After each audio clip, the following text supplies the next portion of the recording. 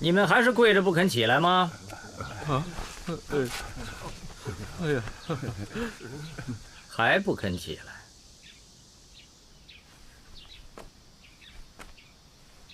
那好，那你们就都跪着吧。杨公公，我们被郑必昌他们请来的事，胡部堂事先都不知道。杨公公，您老是知道的，您老要不替我们说话，我们就没有活路了。是啊，杨公公，求求你了，杨公公，杨公公，求求你了，求求你了。杨公公，我们几个也不是不明事理的人。是啊，杨公公但凡有什么开支，我们尽力效劳就是了。是啊，我们尽力杨公公放心。就冲你们刚才这番话，我能帮你们也帮不了了。给我开支？笑话！我的开支都是宫里的开支，我需要你们效什么劳啊？说实话，你们是不是暗中给郑必昌、何茂才开什么支了？没有，绝对没有。那怎么他会把每年10万匹丝绸减为8万匹丝绸，还把每年进贡宫里的3万匹丝绸减成18000匹丝绸？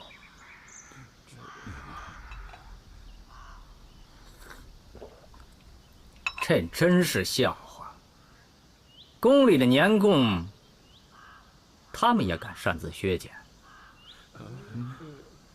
这些话都留着，跟你们的本家胡部堂去说去吧。啊！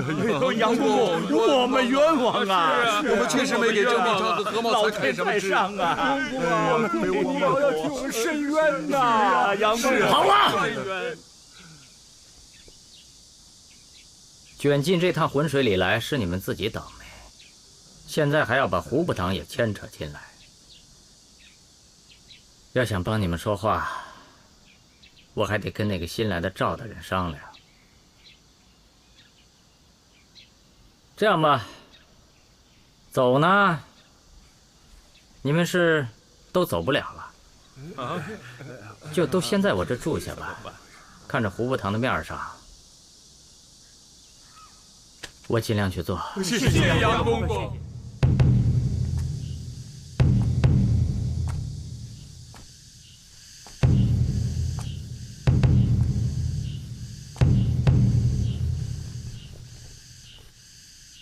郑必昌，罪言在。圣旨你都听到了。你在浙江任布政使3年，任巡抚近1年。这4年间，沈一时给你行过多少贿？你又在沈一时的作坊里拿过多少钱款？最好是自己都招了。我们也要好向朝廷，向皇上呈报。我的意思，你明白吗？赵大人。还有4位上差，我郑必昌拿过沈一时多少钱财？你们可以自己去查吗？我们当然会查。现在是给你机会。大明律载有明文，自己供认的和查出来的在量刑上大有不同。那我要说我并没有拿过沈一时的钱财呢？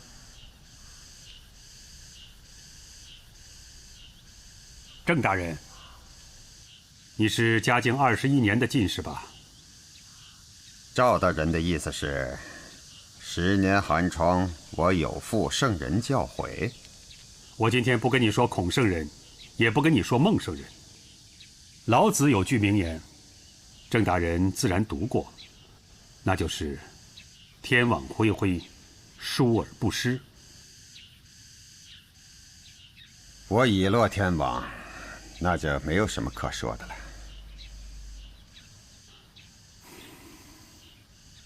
淳安知县海瑞什么时候到？回忠诚大人，上谕应该昨天一早就送到了，如果快的话，今晚就能赶到。那好，郑大人既然不领我们的情，那就请回求使。等海知县一到，让他审你。押下去。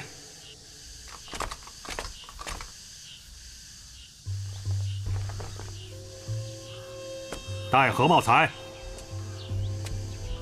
杨公公，您放心，不该说的，我绝对不说；该说的，我也不说。压下去。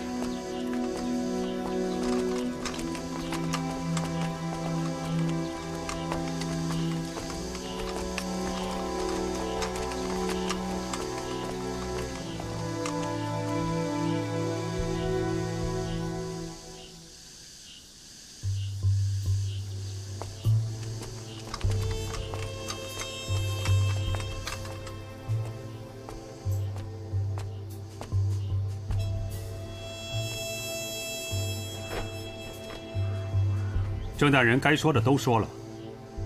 何大人，他当布政使的时候，你只是按察使；他当巡抚的时候，你才兼任布政使。你是从犯，应该知道怎样向朝廷交代。冤枉！闭嘴！再敢咆哮公堂，这里可有的是刑具。赵中丞，我虽是阁员，却尚未审讯定案，请依大明律法待我。我自然可以大明律法待你。可几位宫里的钦差，他们怎样待你，我就无权过问了。那好，该用什么刑就用什么刑吧。打死了我，朝野自有议论。这你就错了。比你大几级的官我们都打死过，连蚊子都没有哼一声。何况你这么个小小的赃官。还有，你的家人现在还在西院里关着呢。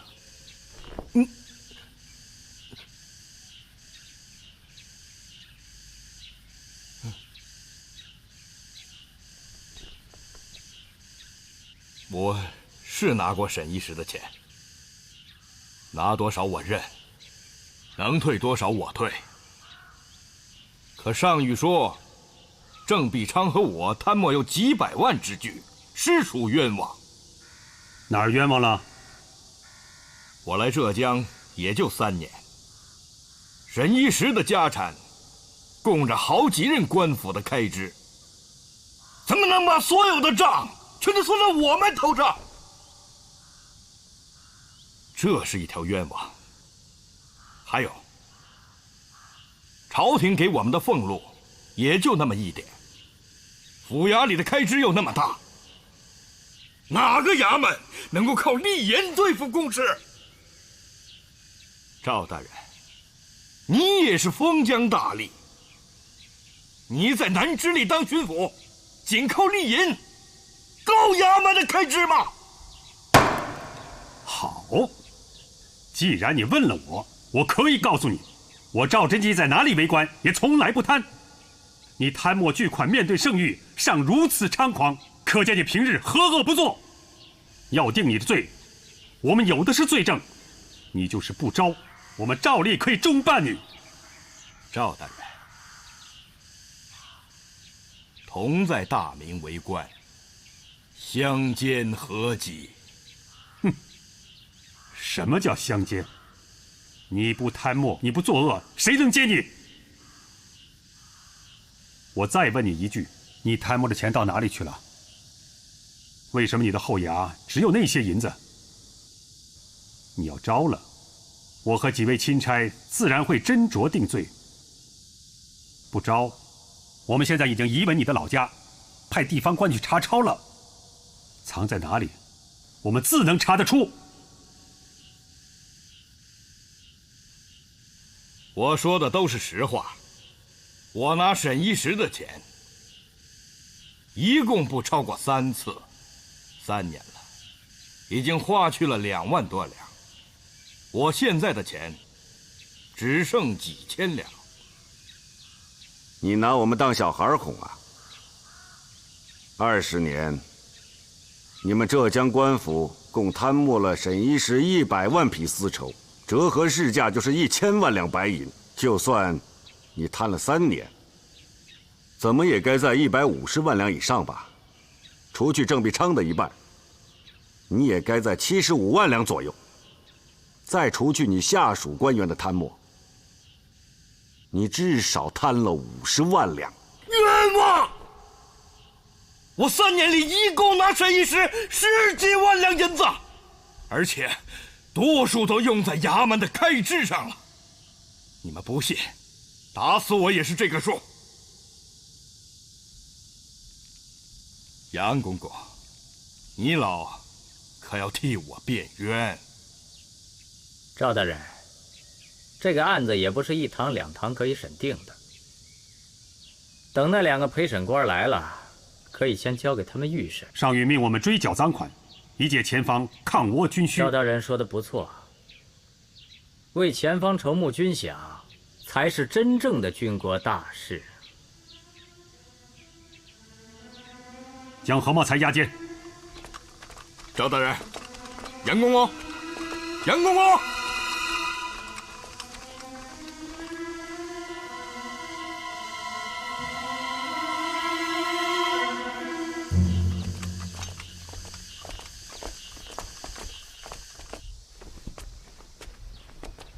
这些是10万两的银票，这都是在杭州的银铺就可以即换即兑的现通票。胡步堂督帅的兵马是5000人，江西、福建、安徽的援军是2万人。这25000人50万两的银子，可以做1个月的军需。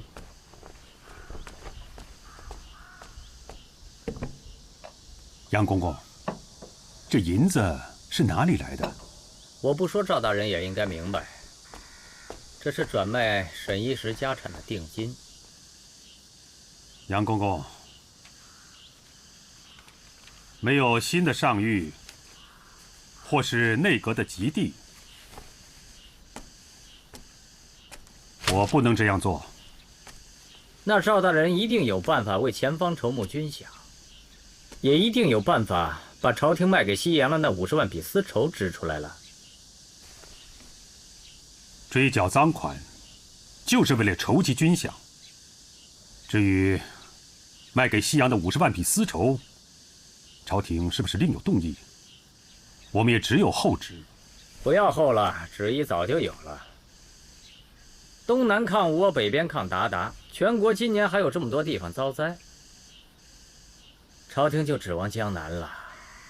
这50万匹丝绸，今年必须卖到西洋。胡步堂肃清东南海面，也就是为了这些丝绸能够运出海去。赵大人，您不会连这个道理都不懂吧？杨公公，可否给我出示宫里的旨意？旨意我现在没有，可吕公公的信函我这有。赵大人愿意看看吗？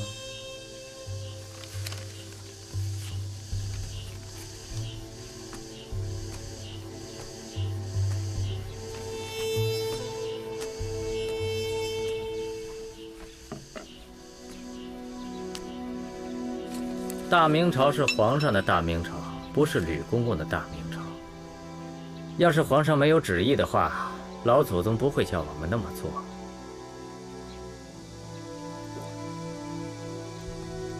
现在吕公公的信函，赵大人您都看到了。您要是还有异议的话，我这就给老祖宗回函，大不了再让老祖宗请皇上公亲。再让皇上亲自给赵大人下一道旨意就是。既然宫里有旨意，我当然照办。可把沈一石的家产转卖给胡步堂的亲姨，摆明了是郑必昌、何茂才的用心。前方抗倭的大事，都在胡步堂的肩上。我们绝不能把这件事情牵扯到胡步堂。我们可以把家产转卖给别的丝绸商。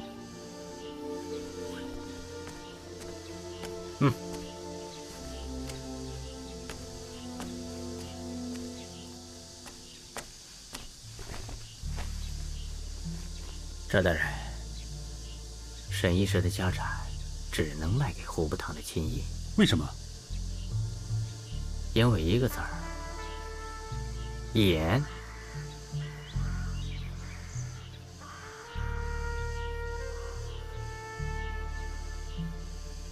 最近内阁的变动，赵大人您都知道了吧？皇上把内阁的实权交给了徐阁老。赵大人，您可是徐阁老的学生，您可不能因为别人牵扯上这个字儿。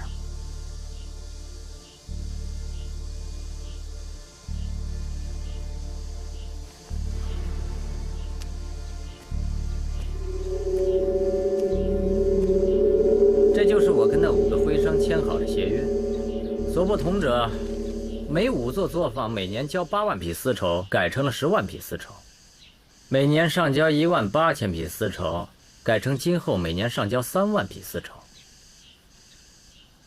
这50万两银票，就是从今年增加10万匹丝绸中拿出的一半。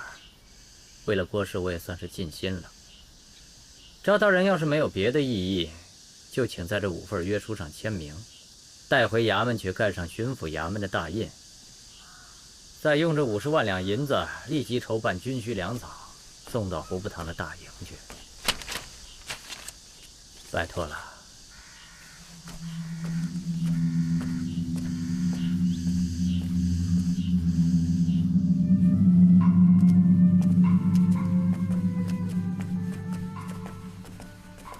王大人到了吗？赶不先到嘛！你总是比我腿快。哎呀，我比你近，地利而宜，地利而宜呀！给2位老爷安排了东院大房，王老爷说一定要住你们原来住的那2间。若是嫌办公不便，还可以调。哎，原来的好啊！原来的好。来，走，请。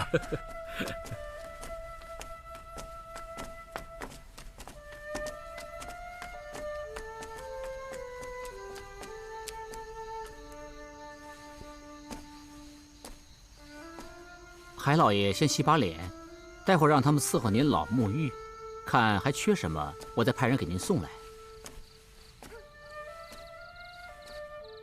点这么多灯干什么呀？还有这些花瓶之类，我们是来办公的。桌上留1盏灯就行了，其他东西都拿走。啊，海老爷，您老和王老爷虽还在知县任上，可这回是奉旨办差。我们是按规制接待。什么规制？大明官制有这种规制吗？好了好了，恭敬不如从命，就按海老爷意思办吧。啊，是。取叉子来，把房梁上的灯还有座灯都熄了，把花瓶补完都搬出去。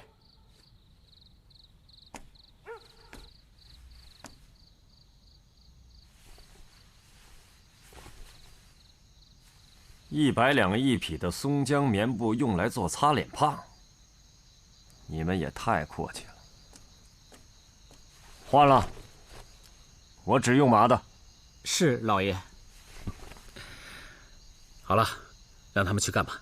啊，先到我屋里坐。哎，走吧走吧。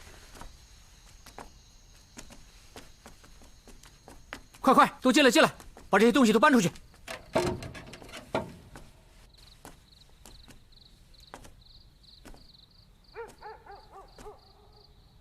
算了，我还是到院子外边站站吧。哎，刚峰兄，你自己不愿意舒服，还不让别人舒服啊？你也太不近人情了吧！好大的人情啊！日莲，你知道这种规格，一人1天要花多少银子吗？包括饭食，大约20两。知道你还住？因为这是赵忠诚和制造局亲自安排的。上谕下来都5天了，我们来了不立刻召集我们审案，倒在规格上做起文章来了。其实赵忠诚已经来过了，等了你1个时辰，刚走。是吗？那我们现在就去见他。哎，行了，都什么时候了？赵忠诚说了，明早卯时巡抚衙门见。啊，先不说规格的事儿，你什么时候接到的上谕？3天前的半夜吧。见得比淳安近。我是2天前接到的上谕。遵省里的安排，白天忙着交接县衙的事儿。这几天啊，是夜夜没合眼，睡不着啊。这么大的案子，被审的人睡不着，审案的人当然也睡不着。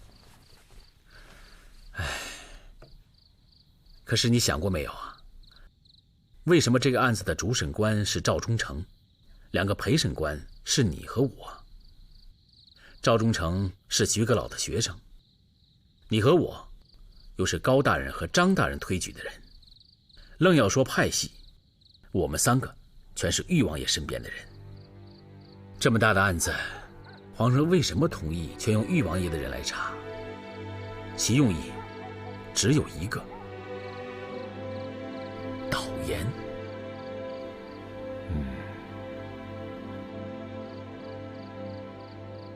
高木兄，这样的事交到浙江，交给我们，你我肩上担的是天大的干系，脚下踏的却是薄冰啊。那这副担子，你准备怎么担？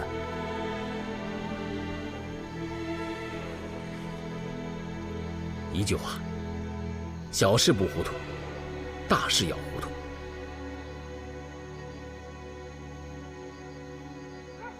什么叫小事不糊涂，大事要糊涂？他们那些人这20年干的事，有多少牵涉到宫里，牵涉到皇上？朝廷那么多大员都知道，可何曾有人说过一句话？更何况还有许多只有天知道的事情。从浙江入手，就是为了投蜀而不计气。牵涉到蜀，我们可以严查；牵涉到气，我们便一个字也不能问，更不能查。不要用这种眼光看着我。我们不这样想，郑必昌、何茂才就会想得比我们更明白。为了避罪，他们会把什么事情都往宫里扯，往皇上身上扯。这一扯，案子便一个字儿也审不下去。你和我还有赵大人，这一关就比郑必昌、何茂才还要难过呀。赵忠诚是不是也这么想？赵忠诚倒没这么说，但可以料定，他也是这么想的。你怎么就能料定？现在可以说我们的规格了。你和我，也不过是7品的职位。制造局为什么亲自给我们安排这么高的规格？制造局也插手这个案子了，圣旨叫我们抄没沈一石的家产充归国库，可制造局已经将沈一石的家产转卖给别的商人了。他们敢！先别动气，啊！还有更匪夷所思的，接手沈一石家产的商人，都是胡步堂的亲姨。嘉靖39年5月，织造局赶制上等丝绸10万匹，全数借送内廷真公局。嘉靖39年7月，以2省税银购买上等丝绸5万匹，中等丝绸10万匹，和松江上等印花棉布10万匹，借送北京。嘉靖39年10月，织造局同西域商人商谈20万匹丝绸贸易，折合现银220万两，悉数借送内廷私药库。润莲，这件事我要查。这可是赵忠诚签的约，你向谁去查？这些商人是谁叫来的？听说是郑必昌、何茂才叫来的。那就连夜提审郑必昌、何茂才。这不妥。赵忠诚是主审官，你和我是陪审官，案子还没有审，哪有陪审官去查主审官的道理？你到底跟不跟我一起去？我不去，你也不能去。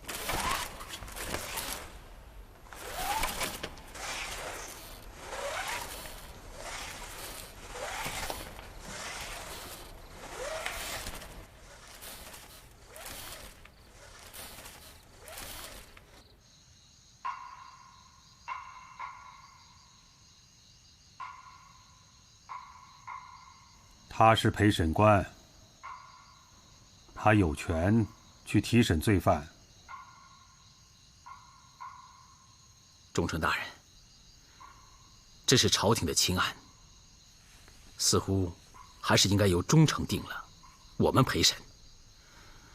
否则，卑职担心打乱了您的部署，海知县也担不起这个责任呢。啊，圣旨你们都看了，那就是部署。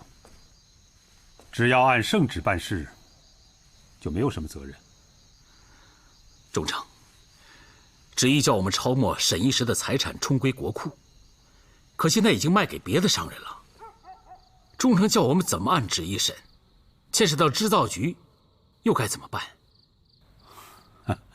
你还是个老成办事的人，你说的都没有错。可海知县去提审犯人也没有错。这样吧，你要是担心牵涉到织造局，就去告诉杨公公一声，他可以去旁听嘛。忠诚如果认为应该这样，那也应该由忠诚派人去通告杨公公。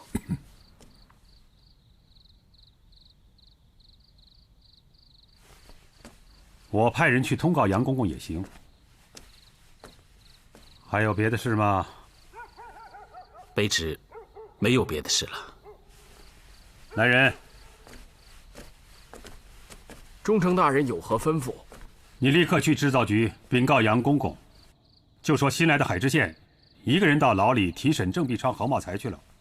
是。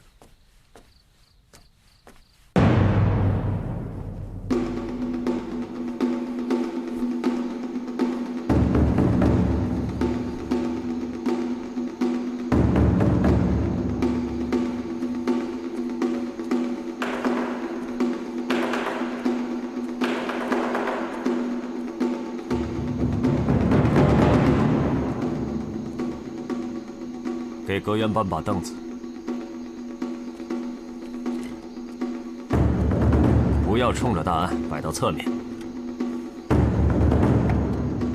再搬把凳子摆到对面。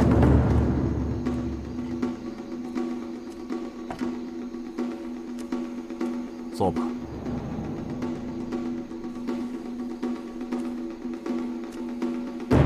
出来吧。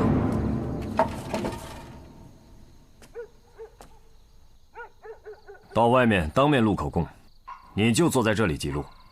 大人，这不合规矩吧？什么规矩？大人，您是从县里来的，不知省里的规矩。省里审案从来都是明审暗录。什么叫明审暗录？大明律载有明文，各级衙门审讯犯人都应该明审明录。把笔墨纸砚端出来。就坐到这里记录。是。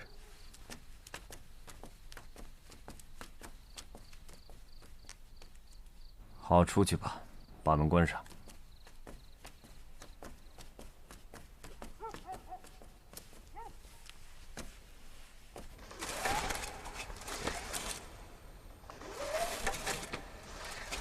你过来摸摸，看我这头。是不是有点烫？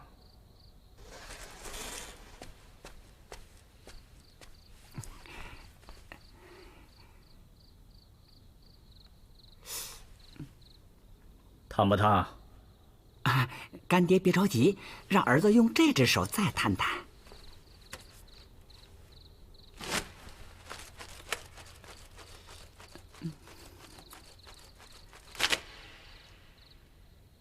到底烫不烫？回干爹的话，好像有些烫，又好像不烫。猪，你就是一只猪。是猪。换个人来摸摸。啊，好，是。师兄来的正好，干爹觉得身子有些不合适。啊，哪儿不合适了？干爹。是不是着了风了？这么些天没刮风了，我到哪着风去？也是，是不是你不知轻重，手拉得太急了？哎呦，大师兄，你真冤枉我了！干爹在这儿，我都是按着脉数拉的，一下不多，一下不少，还……等，你先出去。哦。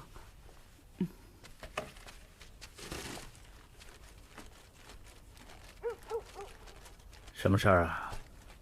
那个淳安知县海瑞到牢里去提审郑必昌和茂才了。审就审呗，就这点事儿。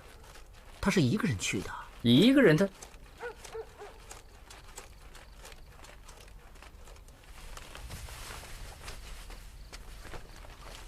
赵仁杰呢？就是赵忠诚派人来知会干爹的。赵忠诚还说，那个海瑞晚上虚实到的，连个面都没见，子时就一个人去牢里提审了。这事儿他怎么就不管？赵忠诚说，海瑞是钦点的问官，有权到牢里提审犯人，他不便干预。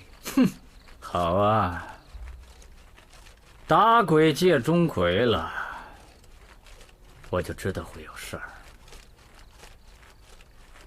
赶紧去把那4个锦衣卫兄弟叫来，去到聂司衙门打牢。是。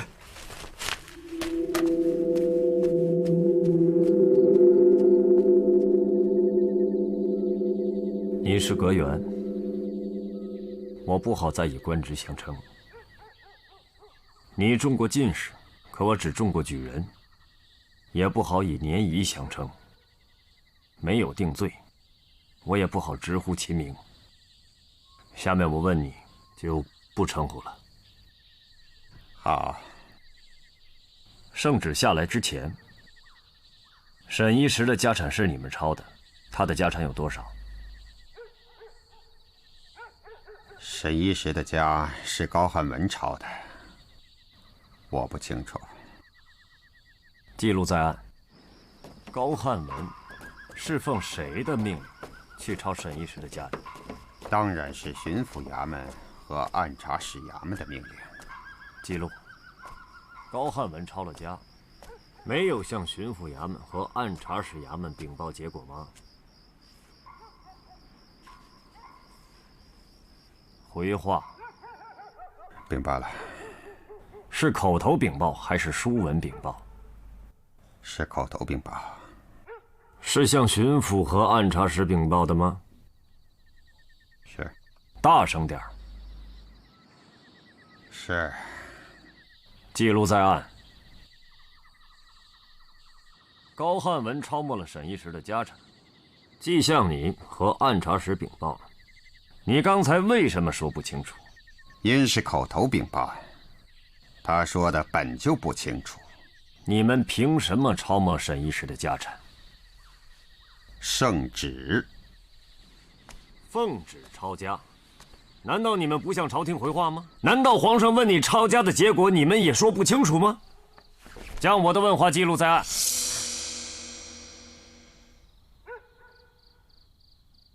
海大人这样问，阁员自然无话可说。可当时的实情就是这样，时间隔得太久了，我也上了年纪，记不起来了。前天的事儿记不起来了，你亲自交代的事情也记不起来了？那应该记得。记录在案。前天，你和何茂才抄没沈一石家产卖给了徽商。当时沈一石的家产是多少？你们是如何作价卖给徽商的？记录在案。海大人，圣旨上应该没有问这件事吧？你的意思是皇上让你将沈一石的家产卖给徽商的？我没有这么说。那圣旨上怎么能有问这件事的旨意？皇上叫你抄没沈一石的家产重归国库，你却把它卖给别人。皇上事先怎么知道你们竟敢如此胆大妄为？皇上自然不知道这件事，可我们也没有把卖沈一石家产的钱拿到自己家里去。到哪里去了？我现在已是阁员，海大人是否应该去问接任的巡抚？圣旨现在叫我问你，沈一石的家产1分1厘都要重归国库，你们却把它卖了，交不上来，我现在就可以上书朝廷，着地方官抄你的老家。你的家有那么大的宅院，那么多的田地，都要抵没沈一石的家产，充归国库。卖沈一石家产的钱，我没有拿1分1厘。朝廷自有明断。那好，我现在就上书朝廷，同时行文督察院、大理寺和户部，让朝廷的有司衙门都给我一个明断：沈一石的家产到底该不该追缴回来，充归国库？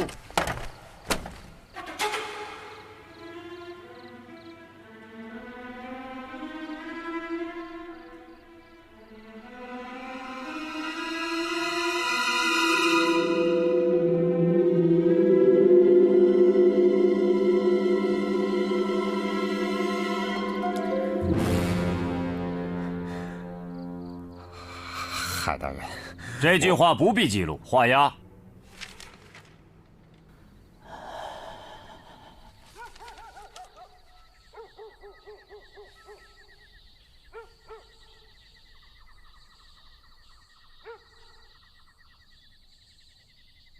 大明律法第5款第2条，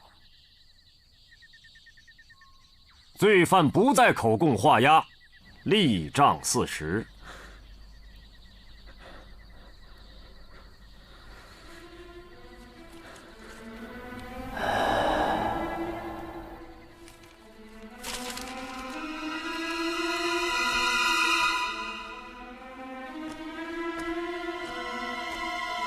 这里没你的座，把椅子撤了。赵忠诚审我都有个座。哎，刚才郑必昌也有座。同样的案子，你为什么让我站着受审呢？凭你作恶多端，恶贯满盈。圣旨上都没这样说我，海大人凭什么如此办我？我问你，今年5月，新安江9个县的大堤怎么会同时决口？那时上面有总督、巡抚和布政使，河道衙门也不归我管，我怎么知道？在这之前，整个大堤上都是你聂司衙门派的兵，你怎么解释？记录在案。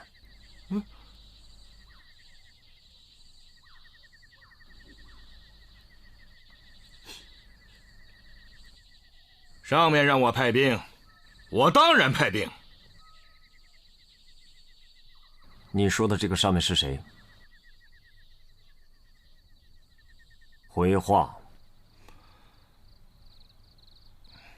河道衙门归谁管？这个上面就是谁。河道衙门的监管是宫里派来的李玄，李玄暂归江南织造局管。你说的这个上面，难道是江南织造局？记录在案。他有圣旨。你不敢回话了，那就把我的话记录在案。据查，原杭州知府马宁远，原淳安知县常伯熙，建德知县张之良，早在端午汛前就带着你聂司衙门的官兵，守在9县每个闸口。5月初3，汛潮上涨，9个闸口同时决堤，你的官兵1夜之间全部撤回。胡步堂和戚继光的官兵这时才赶到大堤上，在淳安县和建德县分洪。1夜之间，整个淳安县、半个建德县，全在洪水之中，3000多人死于洪水，无家可归者达30余万。你的罪孽，你背后那些人的罪孽，如洪水滔天。我不审你，朝廷不审你，上天也要收你，上天也要收你。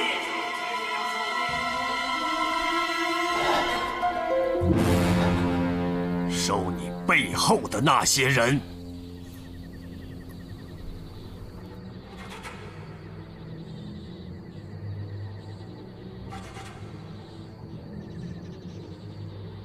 你们这样做，是不是为了让百姓把土地贱卖给沈一石？沈一石是给织造局当差的，有本事你们织造局去，记录在案。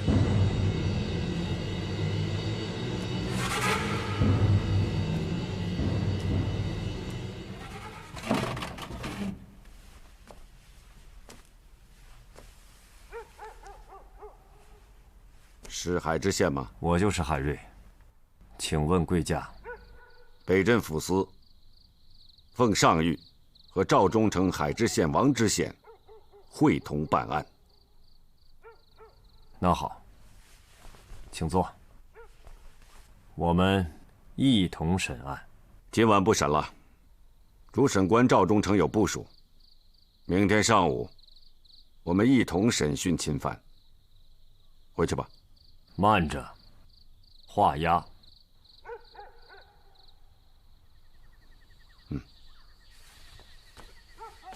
站住！我是奉旨审案，画押。